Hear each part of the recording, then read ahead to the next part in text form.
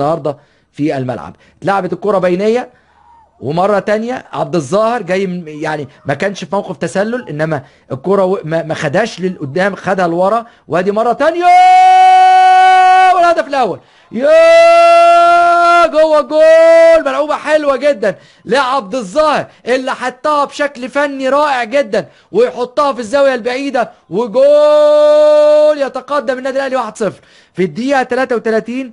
يتقدم النادي الاهلي 1-0 بهدف لاحمد عبد الظاهر. احمد عبد الظاهر اول هدف يجيبه خالص، مخلص كده عبد الظاهر اهو. ادي الكرة اهي تاني، عايزين نشوفها كده. صلاح الدين سعيد راحت لعبد الظاهر، حطها برجله الشمال في الدقيقة 33، يجيب هدف التقدم للنادي الاهلي. ادي صلاح الدين سعيد. عايزين الزاوية بقى الطولية يا محمد يا نصر اللي هي في الملعب، يعني نشوف كده الزاويه دي، هل ما في شك في تسلل ولا ايوه دي لا، مش اوفسايد اهو. خدها كده عبد الظاهر، رجعها لورا، نشوف تكمله اللعبه بقى من هنا. ايوه عبد الظاهر مش اوفسايد. عبد الظاهر كان مغطيه اللاعب احمد سامي، مش اوفسايد.